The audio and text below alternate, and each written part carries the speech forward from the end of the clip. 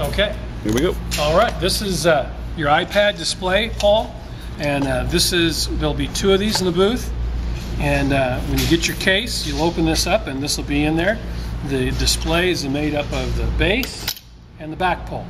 So we'll set that up. It's just open this up like this, turn that 90 degrees to the base. Okay, and then we unfold the pole. And the poles for the iPad displays have some Velcro on them. They have white Velcro. That's how you'll distinguish it from some of your other back poles. And this just goes right on right here. Set that on there. And then pull this up. I usually set a display on the ground, lean it back, especially if it's taller than I am. And then I get it about halfway up, grab the top of the back, pull it on up, like this, and there's a slot inside of the back of this, and there's a part right there. So those 2 go together, just slides in. A lot of people make the mistake of putting this in front of it, and then we get a dimple on the front of the banner. So you don't want to do that, okay? In the front of the pole, right? So right, it goes in the pole. In the pole, this not in front. slot goes inside of there. Okay. Okay? And I leaned this one back. Yeah, there we go. Okay, so this looks goofy because there's no iPad in it. We're going to put an iPad in it right now. And the iPad slips in the back, and then this Velcros to this to give a little more stability. And then we put a lock on here, a little combination lock, so that people can't steal it. So you've got your iPad that each night you're going to want to plug it in. You want to take it back home with you and recharge it. That plugs into the end, and when you plug this into the wall, it will be recharging. Okay. Where do you want them? We're videoing, honey. That's your niece, Charlotte, talking. Okay, the iPad has one button. Has one button on it. You push it right there, and it will turn on. And if you don't lock it, it just turns wherever you go. Slide to unlock. You have to push this over. And we're looking for one program. It's this green one that says Forms on it. So you just push that, and it says Nuts and Bolts Giveaway. And this is the conference we're going to. And everyone, in order to finish registering, they have to type in a name.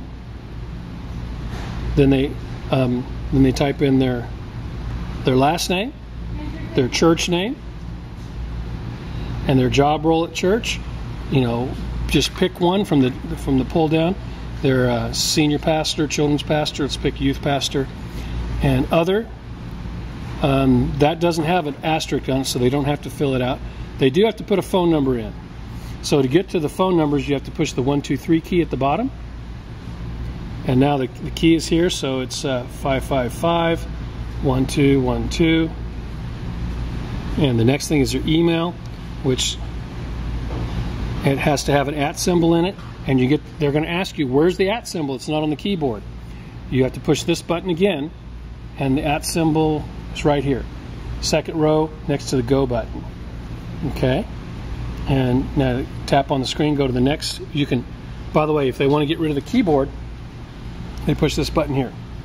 And their address, they only need to put this in for banner bundle customers only. I'll explain to you later. And let me get rid of the keyboard. Do they want to receive our newsletter? Yes or no? And notes, this could be something that you want to write, Paul, and you put in here, whoops, you would put something like, Jeff, this customer is ready to spend money. And then Paul. So I know that you wrote that note instead of the customer, and then you hit submit. Okay?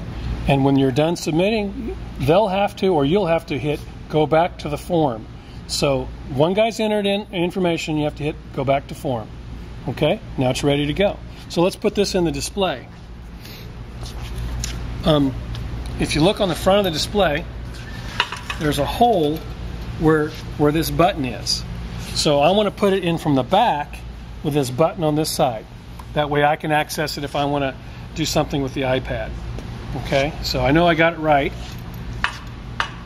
So I take my iPad and don't drop it, but drop it in the back and get it to go there like that. And get my handy dandy little combination lock. This one has a code of 225, which I don't know if that's the one you're getting or not, or if I'm actually sending you any. But we can lock it. Okay, it won't lock because it's not on 225. 2, 2,